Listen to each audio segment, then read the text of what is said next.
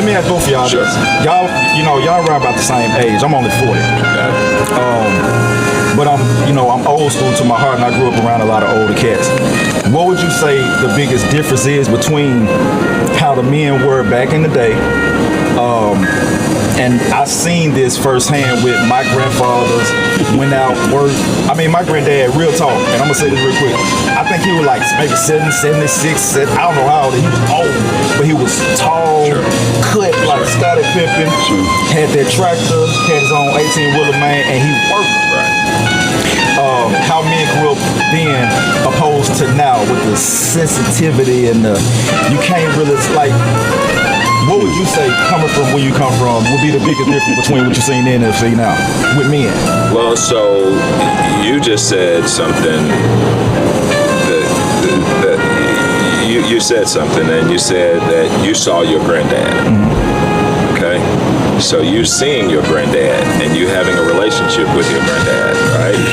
Then that gives you something first to even know what that looks like. Right. So the moon makes a hell of a light to you if you ain't never seen the sun. Right. So then how can you expect somebody, man, that ain't never seen that to carry out that or to act like they know what a man is? Because all males ain't men. Right. You feel what I'm saying?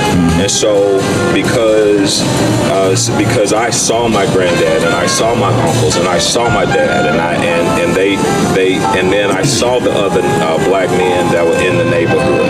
You feel what I'm saying? Then now I know really what a man is supposed to look like, and I certainly know what they're supposed to act like. And so one of the biggest differences is I think that we have abdicated our responsibility as black men, Right. because we have allowed women to. Man, I'll probably get in trouble. No, because you about to go where I was gonna go. But we have left our post, man. Yeah. And so we ain't even standing on the post, man. Right. If you listen, man, and I'll shut up after this, man. You listen to Gladys Knight, man, and Mr. Welfare. You listen to that song, and in the song, man, she describes how the government came in and said that you got to get the husband out so that Mr. Welfare can come in. We gonna be the husband. And so, man, a lot of this stuff is systematic, bro. It's systematic. Like, it just ain't just happening. It's systematic. When guys came home from the war, black men, they couldn't get jobs. They couldn't buy houses and stuff like that, man. And so what I'm saying is, so now what happens if they can't get a job, if they can't take care of their family, then what does that do to the family? Crime. You're going to crime. You getting exactly what I was going to say. So then we lock you up. Gone, man. I don't want to get. No, you can. Yeah. Because I was going to say the Act of 1967 and the Act of 1973. 67 when they allowed women to work and vote. And by that time in 71 to 72, when the soldiers coming back to Vietnam, the women was already here by themselves. They was already here by themselves with their assistance. But a lot of people won't tell you this. Black people was only getting 5% of the welfare. The white women was getting it. Got it. The white women was getting it. Got it.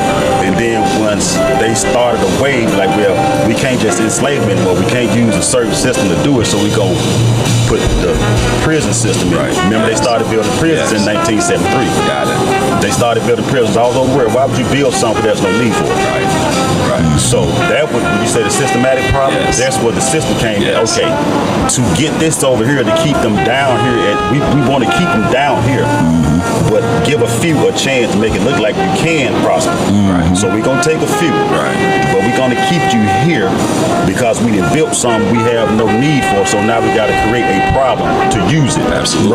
Right. And that's a lot of folks don't realize that the prisons was built before the criminals started. The older criminals, when you go back to the Jesse James and all them in the 20s and 90s, they went to a local jail, which they constantly escape. They never went to a prison.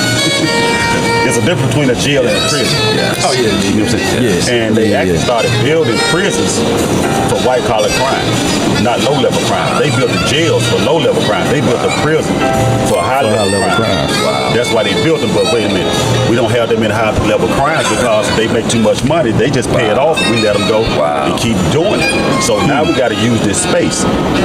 Sorry, Eric, I watched too many documentaries things. Right. I know some stuff I don't supposed to know. Yeah, you're teaching. And see, we talk about this all the time.